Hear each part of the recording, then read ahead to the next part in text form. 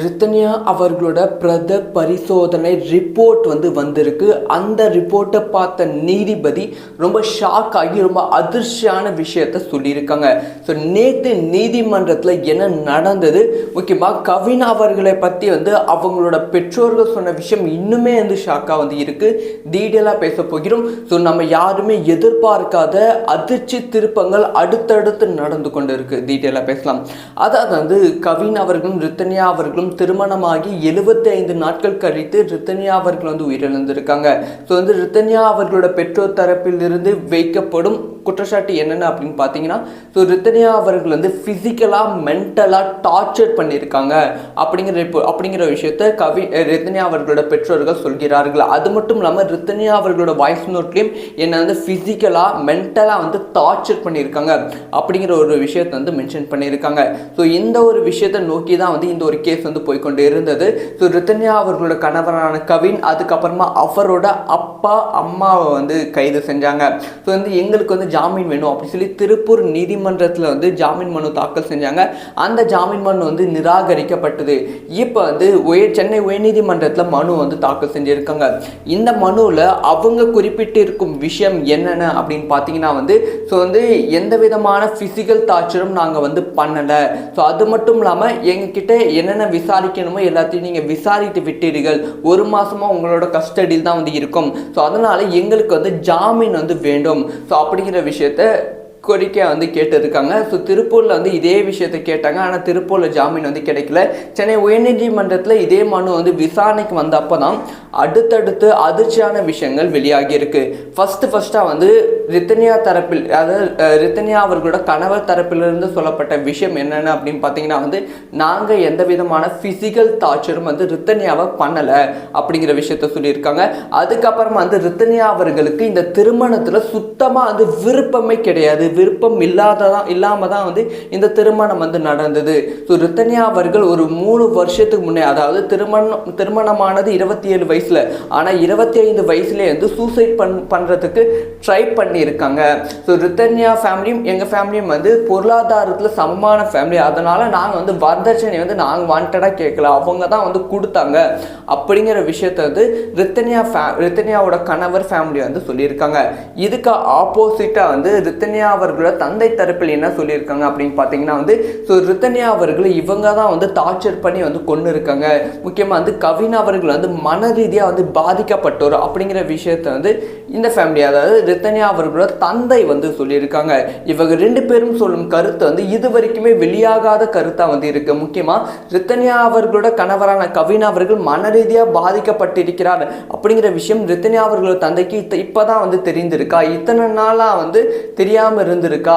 So கல்யாணம் ஆகி 75 நாள், அதுக்கு முன்பு ஒரு 3 மாதம், அவ்வளோ நாள் பழகி ரித்தன்யா அவர்களோட கணவர் இவ்வளோ மன ரீதியாக பாதிக்கப்பட்டோன்னு இப்போதான் தெரிந்திருக்கா அப்படிங்கிற கேள்வி எழுகிறது. ஸோ அதையும் தாண்டி போஸ்ட்மார்டம் ரிப்போர்ட் ROD மூலமாக நீதிபதி படிச்சிருக்காங்க.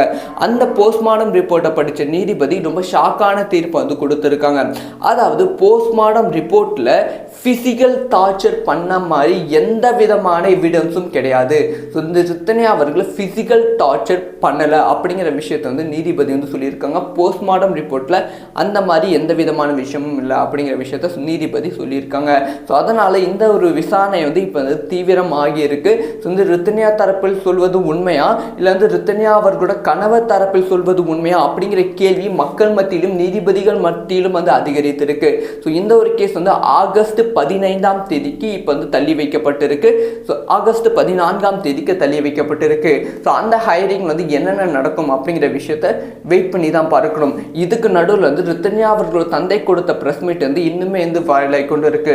அதாவது காவல் அதிகாரிகள் தொடர்ந்து ரித்தன்யா அவர்களோட கணவர் வீட்டுக்கே சப்போர்ட் பண்ணிட்டு இருக்காங்க. ஒரே ஒரு செக்ஷனில் மட்டும்தான் அவங்க மேலே கேஸ் ஃபைல் பண்ணியிருக்காங்க. 2-3 செக்ஷனில் கேஸ் ஃபைல் பண்ண வேண்டும் எங்கள் லாயர் சொல்லியிருக்காங்க, ஆனால் பண்ணலை. ஸோ இதுக்காக தான் நாங்கள் மனு கொடுக்க வந்திருக்கோம் அப்படி சொல்லி ரித்தன்யா அவர்களோட தந்தை தரப்பில் சொல்லியிருக்காங்க. என் பொண்ணுக்கு நடந்த மாதிரி வேற எந்த பொண்ணுக்கும் நடக்கக்கூடாது தான் நான் இப்போ வரைக்கும் போராடி கொண்டு இருக்கேன் அப்படின்னு சொல்லிட்டு இருக்காங்க.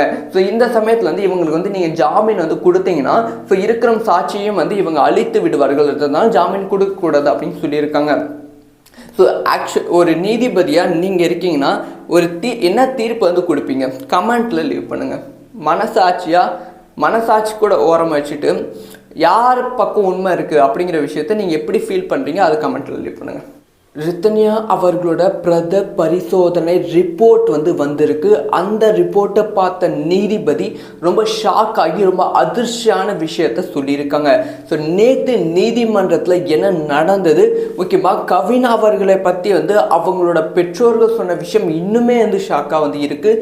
டீட்டெயிலாக பேச போகிறோம். ஸோ நம்ம யாருமே எதிர்பார்க்காத அதிர்ச்சி திருப்பங்கள் அடுத்தடுத்து நடந்து கொண்டு இருக்கு. டீட்டெயிலாக பேசலாம். அதாவது கவின் அவர்களும் ரித்தன்யா அவர்களும் திருமணமாகி 75 நாட்கள் கழித்து ரித்தன்யா அவர்கள் உயிரிழந்திருக்காங்க. ஸோ ரித்தன்யா அவர்களோட பெற்றோர் தரப்பில் இருந்து வைக்கப்படும் குற்றச்சாட்டு என்னென்ன அப்படின்னு பார்த்தீங்கன்னா, ஸோ ரித்தன்யா அவர்கள் ஃபிசிக்கலாக மென்டலாக டார்ச்சர் பண்ணியிருக்காங்க அப்படிங்கிற விஷயத்த ரித்தன்யா அவர்களோட பெற்றோர்கள் சொல்கிறார்கள். அது மட்டும் இல்லாமல் ரித்தன்யா அவர்களோட வாய்ஸ் நோட்லையும் என்னை ஃபிசிக்கலாக மென்டலாக டார்ச்சர் பண்ணியிருக்காங்க அப்படிங்கிற ஒரு விஷயத்தை மென்ஷன் பண்ணியிருக்காங்க. ஸோ இந்த ஒரு விஷயத்தை நோக்கி தான் இந்த ஒரு கேஸ் போய்கொண்டு இருந்தது. ஸோ ரித்தன்யா அவர்களோட கணவரான கவின் அதுக்கப்புறமா அவரோட அப்பா அம்மாவை கைது செஞ்சாங்க. ஸோ எங்களுக்கு ஜாமீன் வேணும் அப்படின்னு சொல்லி திருப்பூர் நீதிமன்றத்தில் ஜாமீன் மனு தாக்கல் செஞ்சாங்க. அந்த ஜாமீன் மனு நிராகரிக்கப்பட்டது. இப்போ சென்னை உயர்நீதிமன்றத்தில் மனு தாக்கல் செஞ்சிருக்காங்க. இந்த மனுவில் அவங்க குறிப்பிட்டிருக்கும் விஷயம் என்னென்ன அப்படின்னு பார்த்தீங்கன்னா ஸோ எந்த விதமான ஃபிசிக்கல் டார்ச்சரும் நாங்கள் பண்ணலை. ஸோ அது மட்டும் இல்லாமல் எங்ககிட்ட என்னென்ன விசாரிக்கணுமோ எல்லாத்தையும் நீங்கள் விசாரித்து விட்டீர்கள். 1 மாசமா உங்களோட கஸ்டடியில் தான் இருக்கும். ஸோ அதனால எங்களுக்கு ஜாமீன் வேண்டும். ஸோ அப்படிங்கிற விஷயத்த கோரிக்கை கேட்டிருக்காங்க. ஸோ திருப்பூரில் இதே விஷயத்தை கேட்டாங்க. ஆனால் திருப்பூரில் ஜாமீன் கிடைக்கல. சென்னை உயர்நீதிமன்றத்தில் இதே மனு விசாரணைக்கு வந்தப்போ தான் அடுத்தடுத்து அதிர்ச்சியான விஷயங்கள் வெளியாகி இருக்கு.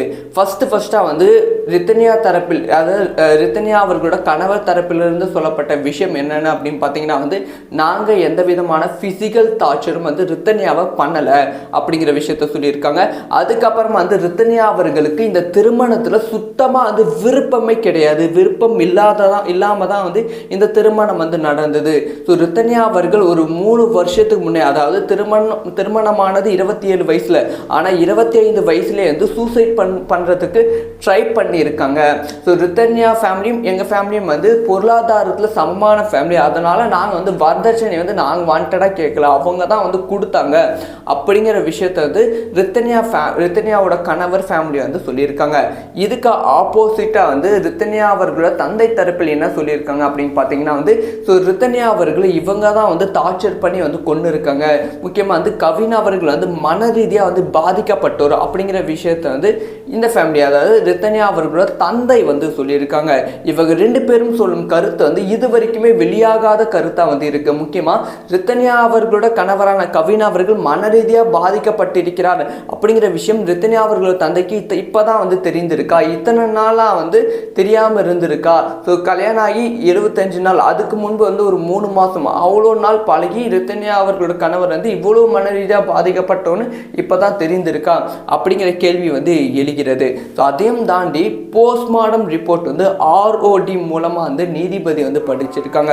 அந்த போஸ்ட்மார்டம் ரிப்போர்ட்டை படித்த நீதிபதி ரொம்ப ஷாக்கான தீர்ப்பு கொடுத்துருக்காங்க. அதாவது போஸ்ட்மார்டம் ரிப்போர்ட்டில் ஃபிசிக்கல் டார்ச்சர் பண்ண மாதிரி எந்த விதமான எவிடன்ஸும் கிடையாது. ஸோ இந்த ரித்தன்யா அவர்கள் ஃபிசிக்கல் டார்ச்சர் பண்ணலை அப்படிங்கிற விஷயத்தை நீதிபதி சொல்லியிருக்காங்க. போஸ்ட்மார்டம் ரிப்போர்ட்டில் அந்த மாதிரி எந்த விதமான விஷயமும் இல்லை அப்படிங்கிற விஷயத்த நீதிபதி சொல்லியிருக்காங்க. ஸோ அதனால் இந்த ஒரு விசாரணை இப்போ தீவிரமாகி இருக்கு. ஸோ ரித்தன்யா தரப்பில் சொல்வது உண்மையா இல்லை ரித்தன்யா அவர்களோட கணவர் தரப்பில் சொல்வது உண்மையா அப்படிங்கிற கேள்வி மக்கள் மத்தியிலும் நீதிபதிகள் மத்தியிலும் அதிகரித்திருக்கு. ஸோ இந்த ஒரு கேஸ் ஆகஸ்ட் 15ஆம் தேதிக்கு இப்போ தள்ளி வைக்கப்பட்டிருக்கு. ஸோ ஆகஸ்ட் 14ஆம் தேதிக்கு தள்ளி வைக்கப்பட்டிருக்கு. ஸோ அந்த ஹையரிங் என்னென்ன நடக்கும் அப்படிங்கிற விஷயத்த வெயிட் பண்ணி தான் பார்க்கணும். இதுக்கு நடுவில் ரித்தன்யா அவர்களோட தந்தை கொடுத்த பிரஸ் மீட் இன்னுமே வைரலாகி கொண்டு இருக்கு. அதாவது காவல் அதிகாரிகள் தொடர்ந்து ரித்தன்யா அவர்களோட கணவர் வீட்டுக்கே வந்து சப்போர்ட் பண்ணிட்டு இருக்காங்க. ஒரே ஒரு செக்ஷனில் மட்டும்தான் வந்து அவங்க மேலே வந்து கேஸ் ஃபைல் பண்ணியிருக்காங்க. 2-3 செக்ஷனில் வந்து கேஸ் வந்து ஃபைல் பண்ண வேண்டும் எங்கள் லாயர் வந்து சொல்லியிருக்காங்க. ஆனால் பண்ணலை. ஸோ இதுக்காக தான் நாங்கள் மனு கொடுக்க வந்திருக்கோம் அப்படி சொல்லி ரத்னியா அவர்களோட தந்தை தரப்பில் வந்து சொல்லியிருக்காங்க. என் பொண்ணுக்கு நடந்த மாதிரி வேறு எந்த பொண்ணுக்கும் நடக்கக்கூடாது தான் நான் இப்போ வரைக்கும் போராடி கொண்டு இருக்கேன் அப்படின்னு சொல்லிட்டு இருக்காங்க. ஸோ இந்த சமயத்தில் வந்து இவங்களுக்கு வந்து நீங்கள் ஜாமீன் வந்து கொடுத்தீங்கன்னா ஸோ இருக்கிற சாட்சியும் வந்து இவங்க அழித்து விடுவார்கள், அதனால ஜாமீன் கொடுக்கக்கூடாது அப்படின்னு சொல்லியிருக்காங்க. ஸோ ஒரு நீதிபதியாக நீங்கள் இருக்கீங்கன்னா ஒரு என்ன தீர்ப்பு வந்து கொடுப்பீங்க? கமெண்ட்டில் லீவ் பண்ணுங்கள். மனசாட்சி கூட ஓரமாக வச்சுட்டு யார் பக்கம் உண்மை இருக்குது அப்படிங்கிற விஷயத்த நீங்கள் எப்படி ஃபீல் பண்ணுறீங்க அது கமெண்ட்டில் லீவ் பண்ணுங்கள்.